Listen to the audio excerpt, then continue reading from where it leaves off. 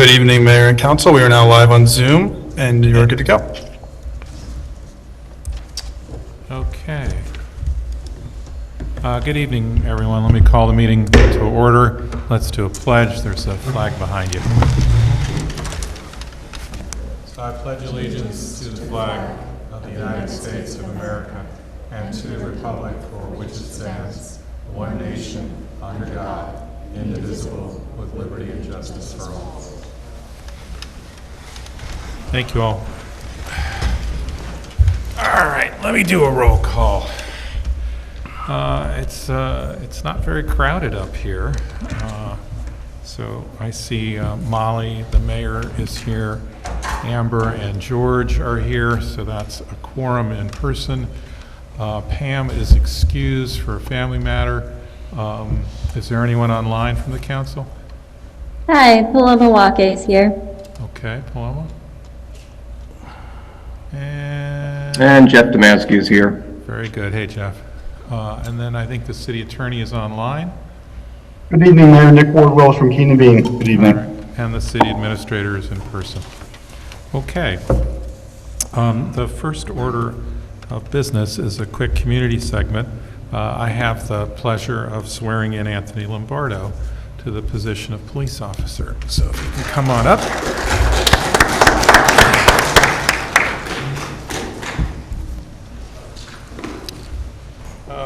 Chief, you want to say anything before we swear out? We introduced Anthony at the last meeting, but we're very pleased to have him on the team, and we're looking forward to getting him started with his training as soon as possible and getting him out on the road. All right. This is good. Are you sir? All right. Want me to do it upside down or right side up? Careful with your ass. All right. There we go. So give me your right hand up and repeat after me. I, Anthony Lombardo, do solemnly swear that I will support the Constitution of the United States and the Constitution of the State of New York, and that I will faithfully discharge the duties of police officer of the City of Beacon to the best of my ability. Congratulations. Yep.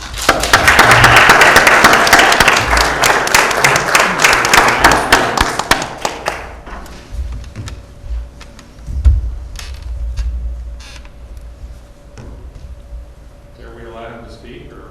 You do family photo if you want. So you Do got a quick family? Yeah. Everybody come on. Come on.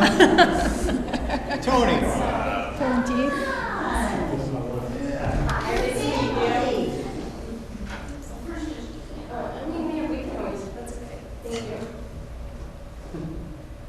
Got it? It's okay. Okay. Be shy. I don't bite. I do bite, but I don't bite very often. Tom, what are you not gonna get it? You're part of the family. Come on. Come on, Chief. If Lee's gonna be there, it's like bookends. There you go.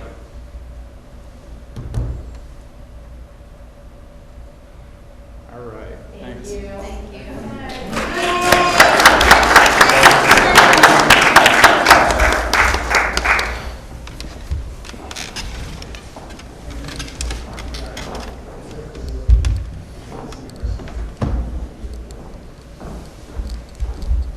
All right. Let's do public comment. So, for those of you who are unaware, but everyone is, this is the first opportunity for public comment. You got 3 minutes. And most topics, it ought to have some relationship to the city of Beacon, I would hope. And we'll go down the list. It's a gentleman named Rich Kaplan.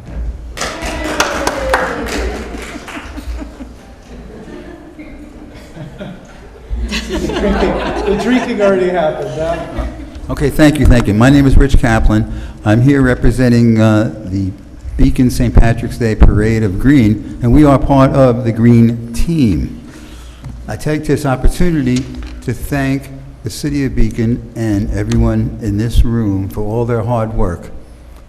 all the years we've been coming, all the years I certainly have been supporting the city of Beacon, and the city of Beacon in itself has been supporting our parade. And we thank you and thank you very much.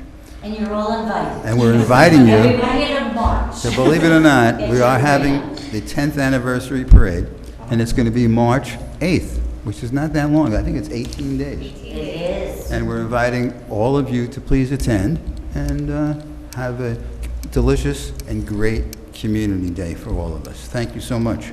Can you confirm what time the parade Oh, of starts, course I can particularly for those who are confirm it. listening? Yes, we start our lineup at 11 and we step off at noon. And then it is Saturday, March 8th, and it is rain or shine. Or snow, or sleet, hail. Don't forget to get your green on. Ta-da. All right. Thank you. I trust the next one will be slightly less interesting and a little less green. Taylor Palmer. Wow, Lars, good evening. Thank you, Mayor. Since I only have 3 minutes, Taylor Palmer with Cuddy & Fader on behalf of DKH Realty, or as everybody knows them in our community, Healy. It's good to see you all in person for my fastest 3 minutes. Healy appreciates this opportunity to highlight some of the key points that were included in a letter that we submitted to you all dated February 13th. As you all know, Healy is a long-term corporate citizen in the city of Beacon. And for the last 40 years, they've operated their Hyundai, Ford, and Mitsubishi dealerships at 409, 410, 420, and 421 Fishkill Avenue.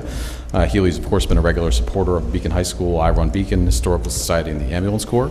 Back in 2023, when Healy considered potentially selling its Beacon properties, he met with city staff to consider a variety of prospective clients and tenants, as well as uses. At time, the council considered looking at what might be next for the Healy properties before it formed the Fishkill Avenue Concepts Committee, or the FAC Committee, which Mr. Healy, Jay Healy, who's on the Zoom tonight, was a part of. You all have likely seen our newest projects coming online, the Healy properties, including Carvana and the SGI Temple, which is located across the street next to Conklin. As you also know, and has been mentioned at several of your council meetings and discussions regarding the FAC Committee or the Fishkill Avenue corridor, Healy is currently proposing to reuse its 420 Fishkill Avenue property for a fully zoning compliant mixed-use development, including a Dunkin' coffee house, an accessory drive-through, with additional commercial space, third-floor residential units at the site. Mr. Kohler will speak to a few minutes, for his 3 minutes, to the site specifics. And our architect is also here who can speak to the visuals. While we weren't able to present them tonight, we will submit them all to you all, and they're also on the planning board's application materials. To that end, our letter details, we're here tonight to bring certain deficiencies and certain defects in the FAC Committee's segmented quick fix review for the benefit of your council. In particular, the FAC Committee has been looking at these quick fixes precisely around the Healy properties rather than the corridor as a whole. With that, we highlighted certain considerations that might be of reference for you all this evening as you may consider a law to prohibit drive-throughs. Instead, could the council consider creating special permit regulations for these types of uses, for drive-throughs maybe in the rear, screening, public benefits like rail trail linkages, all which are part of this project, limiting, for example, drive-throughs to fast food restaurants rather than coffee houses, which are distinctly defined uses in the code, enabling drive-through only for adaptive reuse buildings, because again, certain projects or properties may enable this, whereas others may not be best suited for it. And importantly, instead of targeting a pending application, possibly grandfathering uses that are pending before the planning board, for example, like the matter at 420, which is on for approval next month. Indeed, the FAC Committee, including at its December 10th appearance at the planning board, when the board indicated that drive-throughs would work in this corridor. I haven't heard much of that before the council, but the planning board itself indicated that they would not prohibit drive-throughs throughout the corridor, didn't make specifics regarding fast food or these uses. Of course, 15 seconds. Thank you. Of course, at the end of the day, none of this can take place without comprehensive plan amendments. You're all considering a law tonight. I think it's been mentioned a few times at your council sessions, but comprehensive plan amendments would be necessary prior to enacting any changes to the zoning as proposed. Separately, we would note for the city code that the public hearing can't be Your scheduled. time has elapsed. Thank you. Until the March 21st because of the date in your code. Thank you. Thank you. Dan Kohler? I'll provide you. Yeah. We're having issues with the display. Good evening. I'm sorry. Yep. Go right ahead, Dan. Thank you very much. Good evening. I'm Dan Kohler with Hudson Land Design. We're the site civil engineering consultant for the proposed adaptive reuse project located at 420 Fishkill Avenue, and we're here on behalf of the Healys this evening. The project includes the rehabilitation of the site to include a mixed-use residential and commercial space, including a Dunkin' coffee house and accessory drive-through. Some of the many benefits to the city associated with this redevelopment project include: 1, channelization of traffic from Fishkill Avenue. In its current state, there is a free-for-all where vehicles may enter and exit from anywhere along the property's 350 feet of frontage. The proposal calls for a dedicated entrance for delivery and refuse vehicles and for channelizing all other vehicles to one access point. This improves the safety along this corridor. 2, impervious coverage and stormwater runoff will be reduced. The site is entirely impervious, covered by either building or a sea of pavement, even extending off of the property into the MTA property. The proposal calls for a reduction of the on-site impervious coverage by adding approximately 20% of the parcel area as landscaped area, as designed by a landscape architect. These areas will provide eco-grasses, shrubs, and trees where not a single one exists today. The pavement on the MTA property will also be 100% removed as part of the project. As a result, there will be less stormwater runoff, allowing for some infiltration and transpiration by the new proposed vegetation. This will also greatly improve the aesthetics by providing a thoughtfully landscaped streetscape along Fishkill Avenue. 3, pedestrian movement improvements. The layout purposefully pushes site improvements out of the right-of-way of Fishkill Avenue, leaving a blank canvas of approximately 13 feet of width between the fog line and the site curbing that can be improved to the Fishkill Avenue Corridor Committee's liking.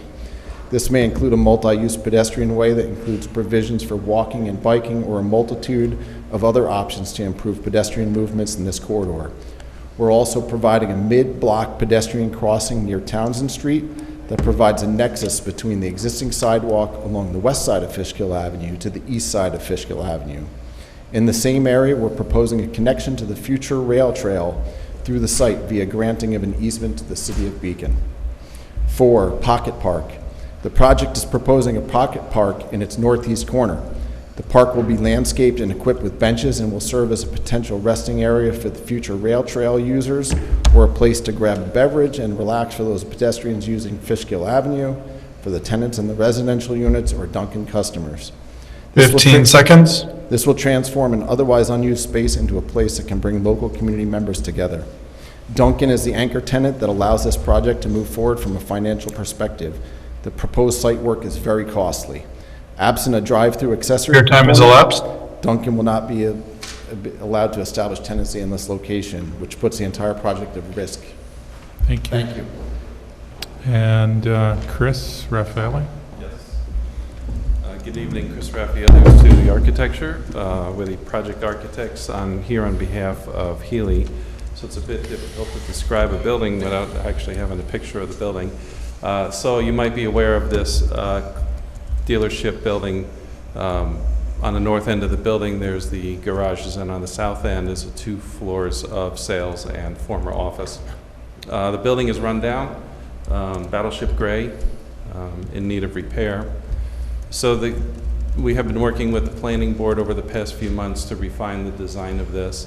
And as Dan and Taylor mentioned, the north end of the building will be occupied by the Dunkin' Coffee House.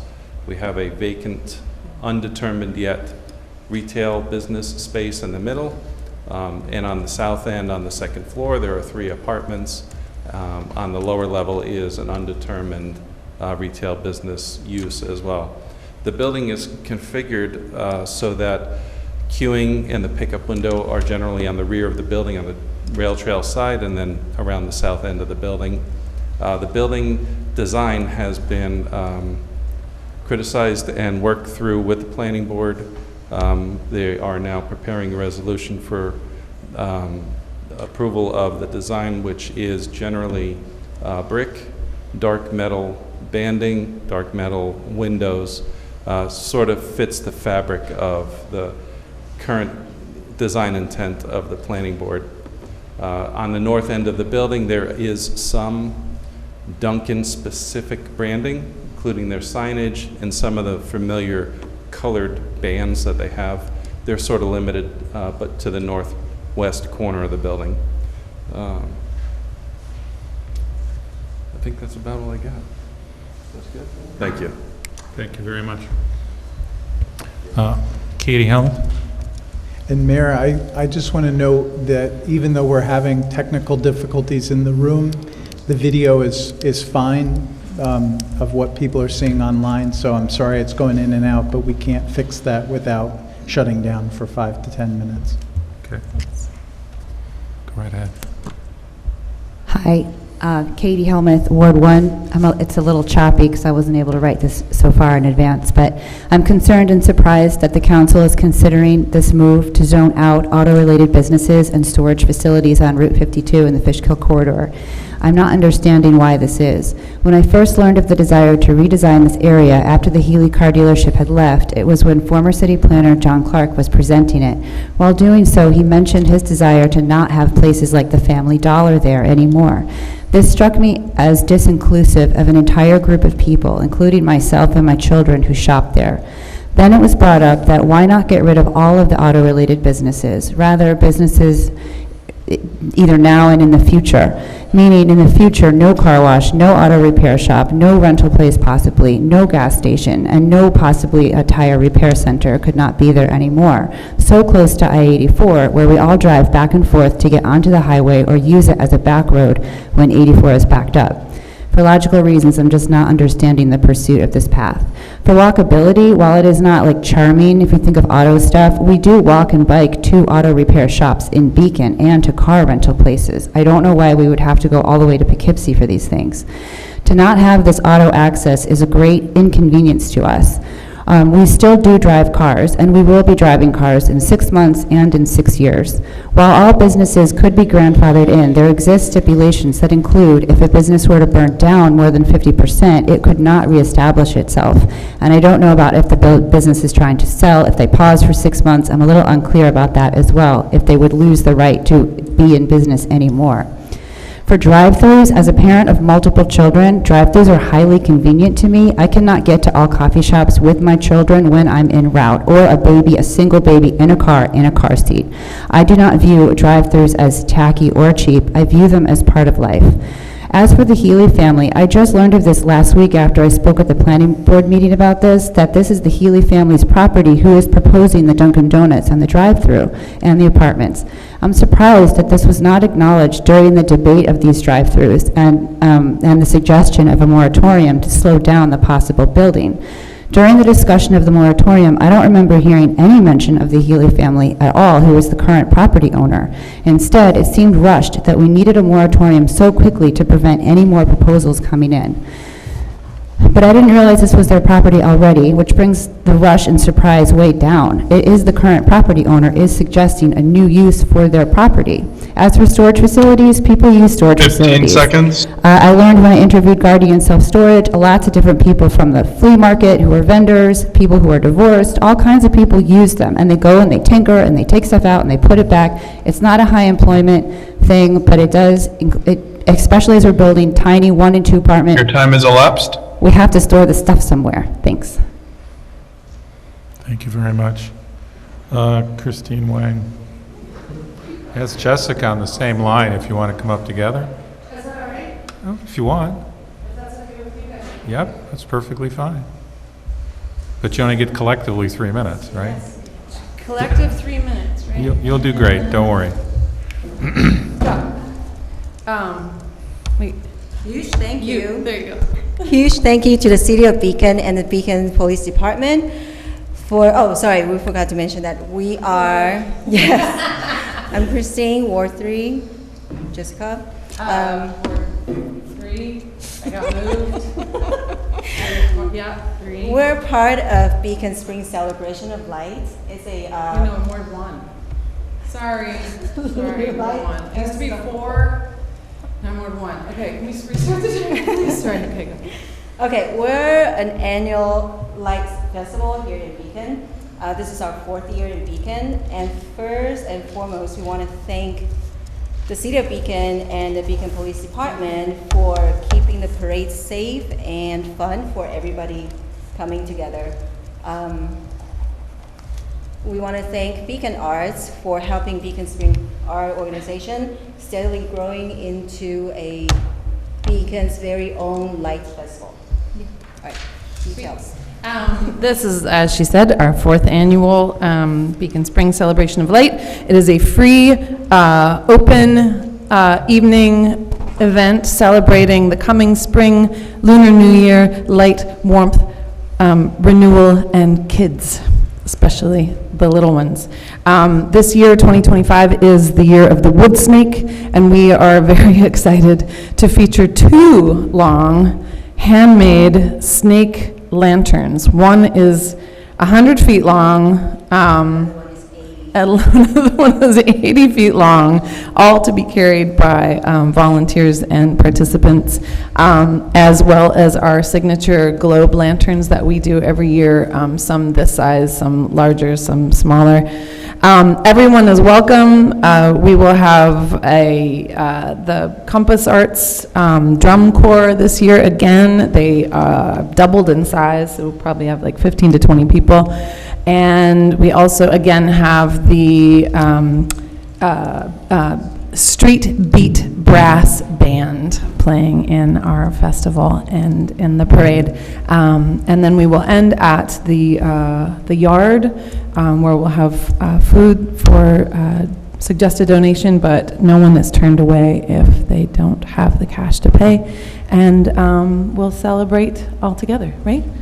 Yes, and I want to just quickly mention that this year we're collaborating with Foundation for Beacon School Student Film Festival. We're inviting aspiring student filmmakers to come and document, make their own short films. 15 seconds. And So would you tell us what day it is and what time? yes,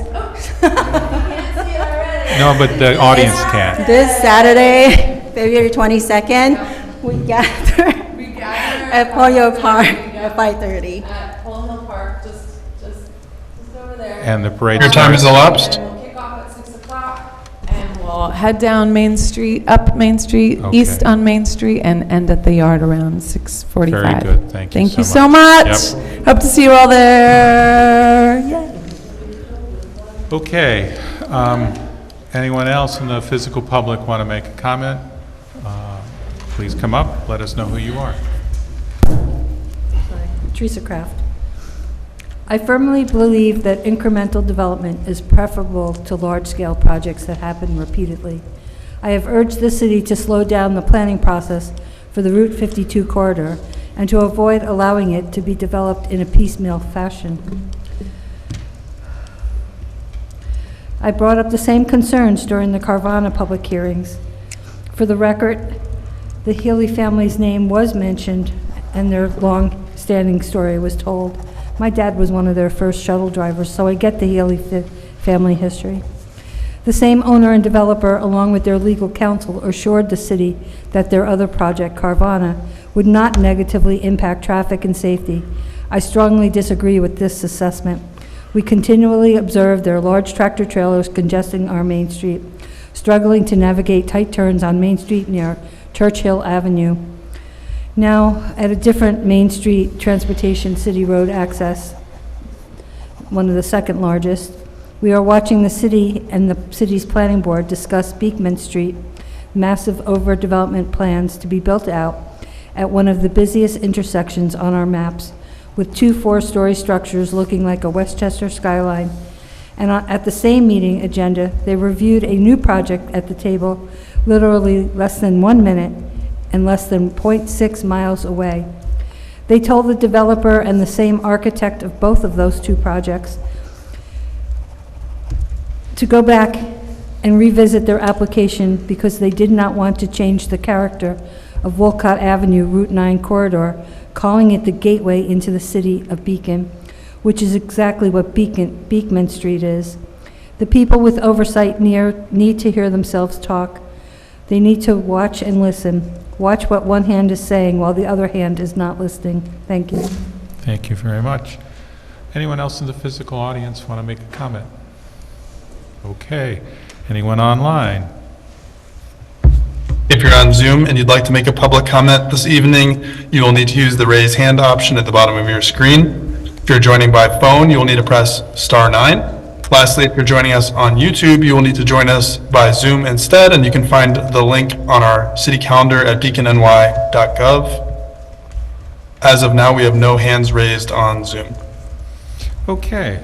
So the next item of business are the reports from the council.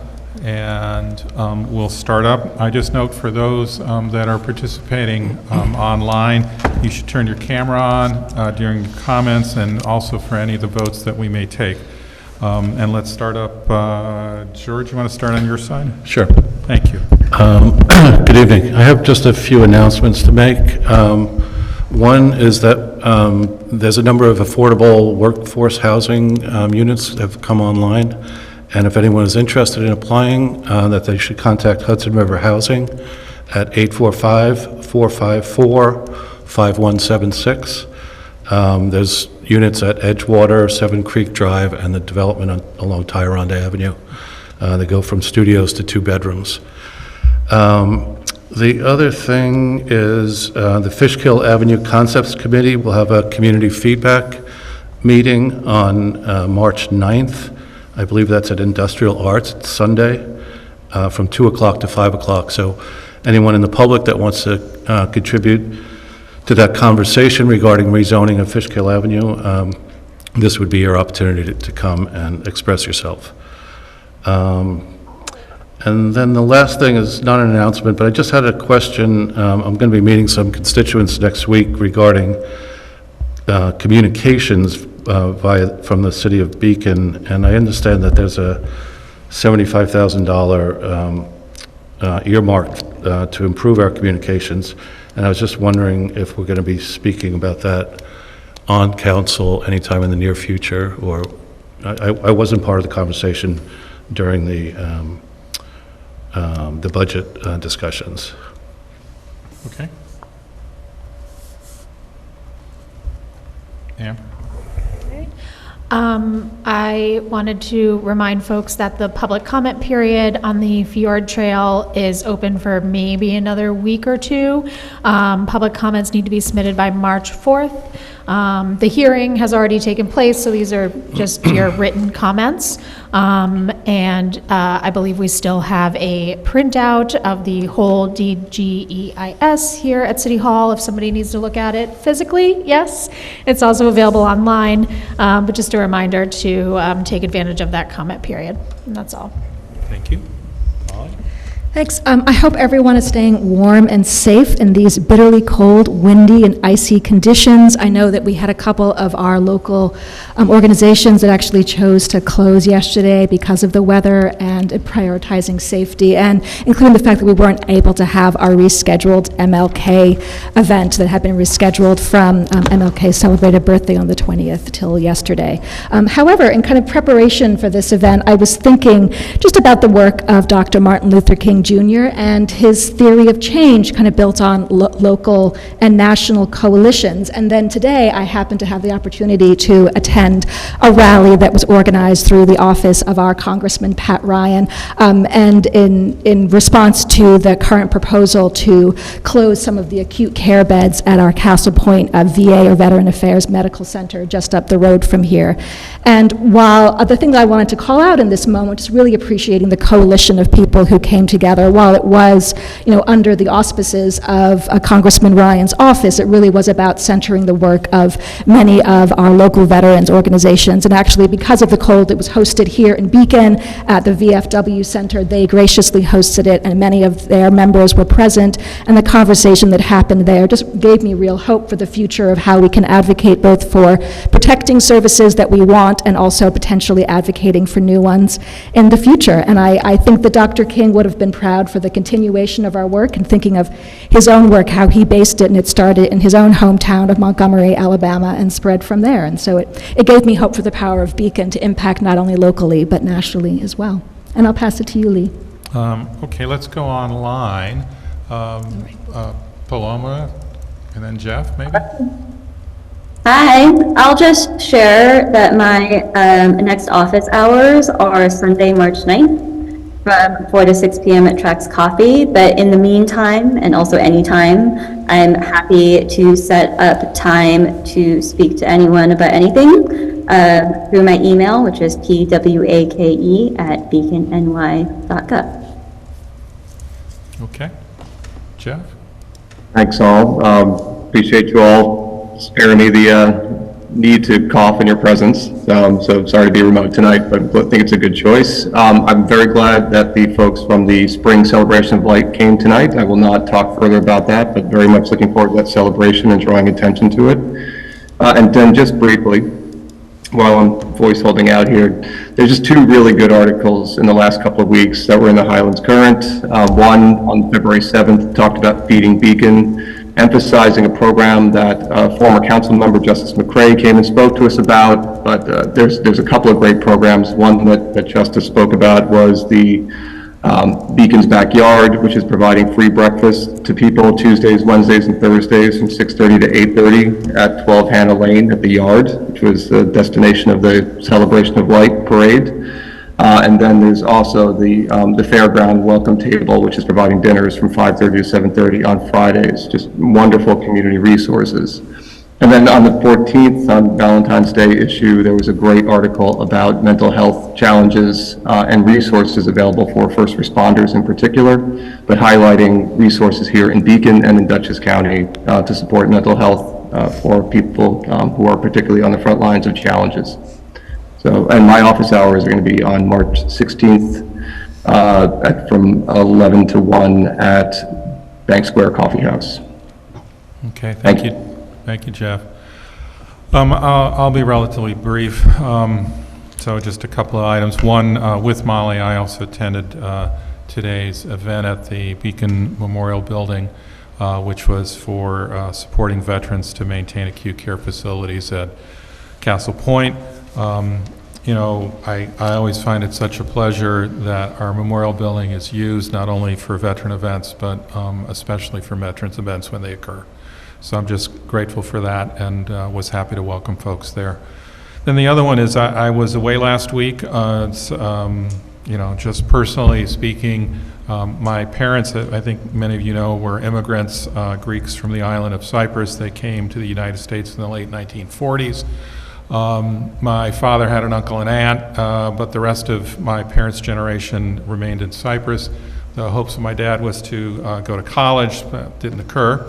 But when my parents, as they got to be the uncle and the aunt, 4 of my 17 first cousins came from Cyprus and lived with our family to attend college at various times, but they were all my older brothers and sister in terms of how we lived together. And one of them passed away, and so I attended that funeral in Tampa. I just say that just because it's an important part of my life, and I apologize for not being here, but he was sort of my big brother. So with that, I'll turn it over to Chris, and we'll go from there. I just have one announcement. We had talked about the +1 ADU program that we were going in with Hudson River Housing on. That award came out much quicker than I thought it would, and so we have been awarded with Hudson River Housing. We're part of a $6 million award to build accessory dwelling units. So they'll have to work out the arrangements with the State Homes and Community Renewal Division, and then we'll go into contract with them, but we're moving forward that. And I know that the council is looking at the ADUs and what we can do to facilitate them, make them easier, and maybe remove some of the fees. So this is really timely. Thank you. And Chris, could you just give a brief description of what this program does? I mean, sure.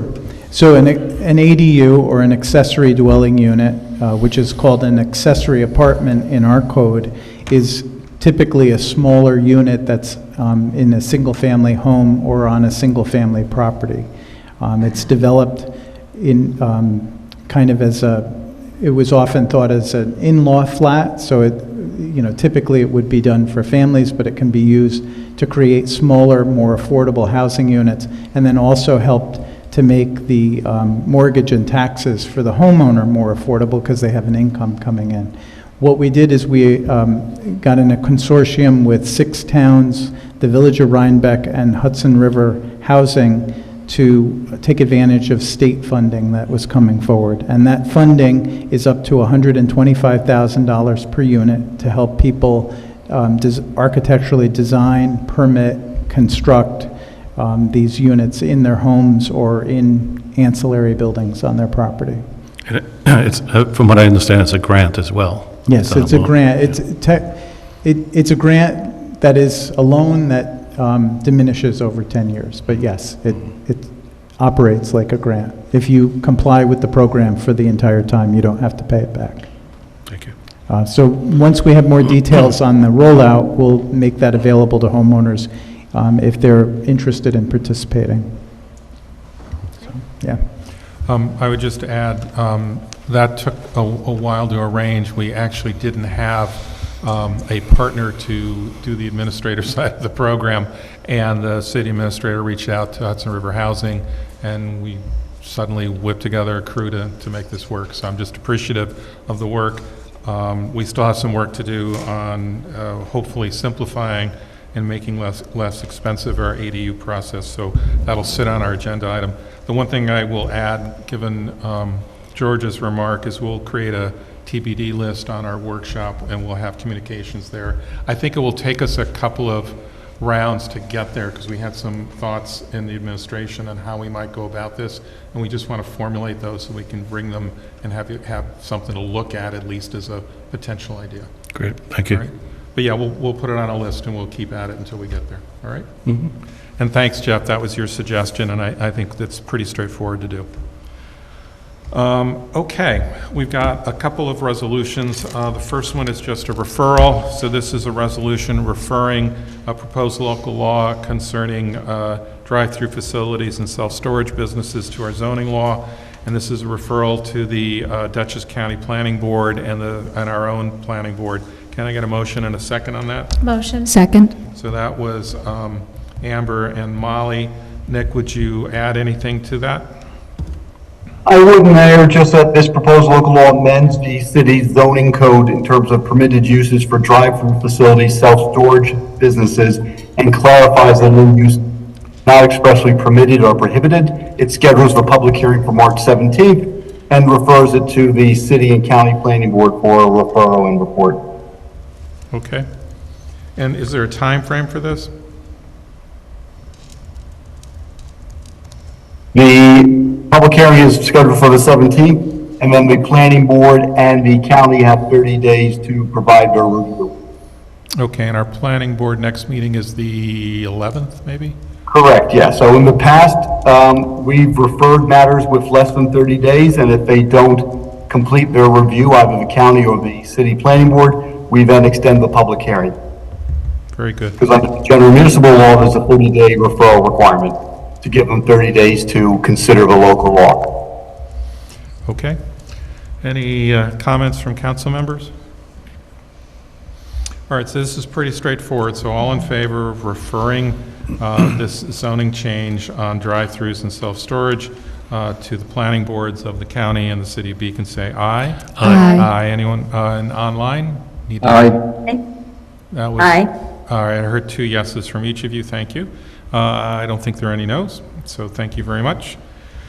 And the second one, I'm looking for a motion and a second on granting a special use permit for 416, 420 Main Street. Motion. Second. Oh, go So, ahead, George. That was Amber and George. Nick, will you tell us what this is about? This is the new construction projects that's almost complete? Correct. This is for the property at 416 Main Street with respect to a mixed-use building fronting on Main Street consisting of a 4,200 square foot ground floor retail space and about 600 square feet of commercial office space on the second and third floors, and then 1,200 square feet residential space on a step back fourth floor. The special permit was issued by the council on March 1st of 21. It was set to expire, and the applicant received an extension on July 1st, 2024 for 6 months, and they've now come back for a further extension. And time was submitted their application and are requesting a further 6-month extension that would expire in June of 25, by which time they anticipate construction will be completed. In accordance with your city code, the building inspector was consulted and, as set forth in the resolution, confirmed that the applicant has proceeded with due diligence, proper erosion control measures are in place, and the 6-month extension is reasonable, and that the delays were caused by factors outside of the applicant's control, and as expected, the project will be completed within the additional time frame requested. Nick, I have a clarifying question about not the special use permit, but the building permit. I understand for the materials you shared that that also expires more or less the same date in June. If for some reason they're not able to finish everything by June, in terms of the building permit, is that something our building department can extend, or would that also come back before us or the planning board because it falls under a special use permit? No, well, if they don't get the work done before the special permit and before the building permit expires, they would have to come back to this council to get the special permit extended, but the building inspector is the sole one that has the authority to extend the building permit under your code. Great, thank you. All right, my only comments are, I'm just thinking that we may want to adapt our law slightly. We do that with some regularity, and what I'm hearing in this is that the time frame we have for either special use permit or building permit may not be long enough given how complicated construction takes place. So I may want to add an item that we'll get to just to take a look at that. I don't know whether the answer is to give the discretion to the building inspector to extend, if inappropriate, or just to change the time frame. But it seems to me that, we're creating kind of undue bureaucracy here for no particular reason. All right, so I'd just like us to consider that at another date. Other than that, any other comments? All right, so all in favor of granting a special use permit extension for 416, 420 Main Street, say aye. Aye. Online? Aye. Aye. All right, I hear them all, and I heard no no's, so that carries unanimously. Thank you. Then I will need a motion and a second for the approval of the February 3rd minutes. Motion. Second. Molly and Amber, any comments, questions, adjustments, typos, additions? I have none. All right. Anyone else? Going once, going twice, all in favor of approving the minutes of February 3rd, say aye. Aye. Aye. Online? Aye. All right, I heard two. Very good. This is the second opportunity for public comment. If you did not make a comment in the first opportunity and you'd like to now, you certainly may. Anyone in the physical audience, and I'm looking at you, Nancy, if you want. You're the only one here that hasn't spoken. I'll take that as a no. And then anyone online, Ben? No hands raised on Zoom. So our next meeting will be a workshop. It'll be next Monday, February 24th at 7 p.m. at this location. And at this time, I will take a motion to adjourn. Motion. Second. So Amber and Molly, any discussion? Want to have a debate? This is your big chance. All in favor of adjourning, say aye. Aye. Aye. Online? Aye. I heard two. Okay, thank you all very much. Have a good evening. Thank you, Nick. Good night. Good night. Thanks, Nick. Good night, Plum and Jeff.